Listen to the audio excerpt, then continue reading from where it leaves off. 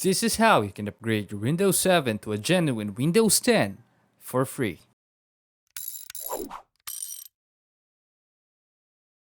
First step is to back up all your important documents on your computer before doing this.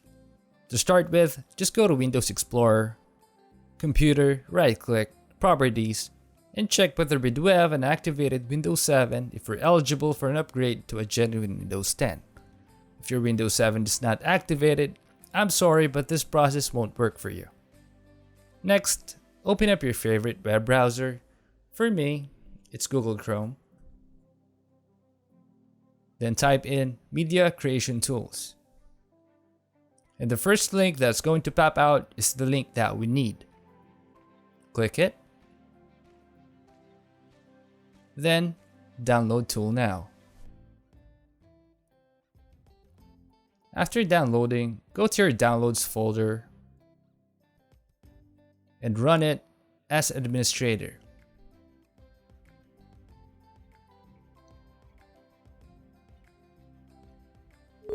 To be honest, this is the only tool we need and a lot of patience.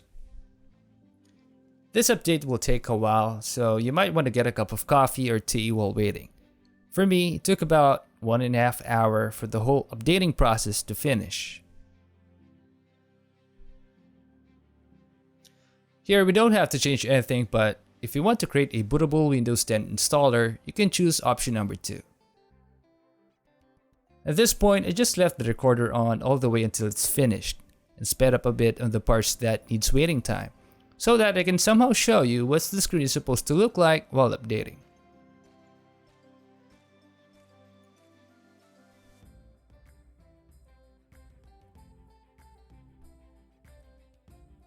It's ready to install now. We're good to go. Some of you might feel hesitant to upgrade, but they ended the support last January 2020.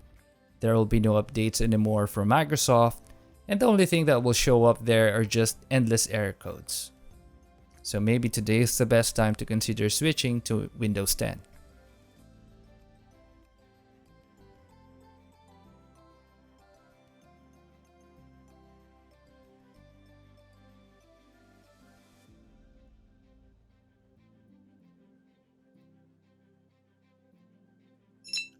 If you get here on the screen, congratulations, you have successfully installed Windows 10.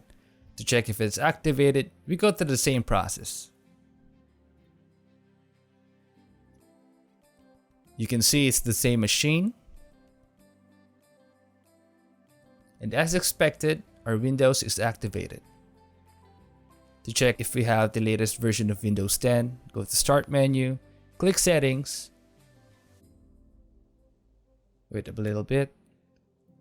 Click Systems. Then About.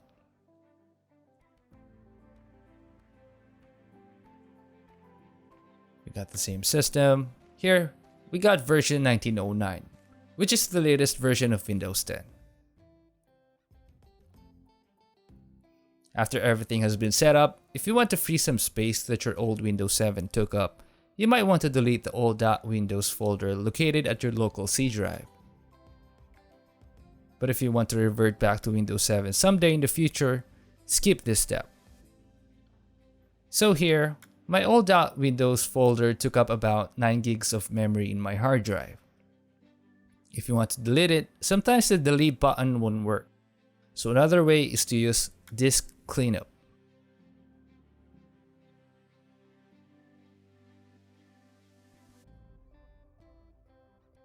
Here, we can already delete some of these files, but we want the bigger fish, so we want to click Clean up System Files instead. To be fair, I haven't had any problems deleting all of these files, but I do have a rule of thumb on this one. If it doesn't exceed at least 50 MB, it stays. Then make sure to check the previous Windows installation checkbox, press OK, then delete. Another warning is going to pop out, so if you're entirely sure about deleting it and have no plans on going back to Windows 7, then click yes. This can take a while, so what we can only do now is just to look back to all those memorable years that we in Windows 7 have been through, because there's no coming back at this point. So that's the end of the tutorial. I hope you guys successfully upgraded your Windows 7. And if you have any questions, feel free to comment below and I'll try to answer them as much as I can. This is the Remedy Guy. Till next time.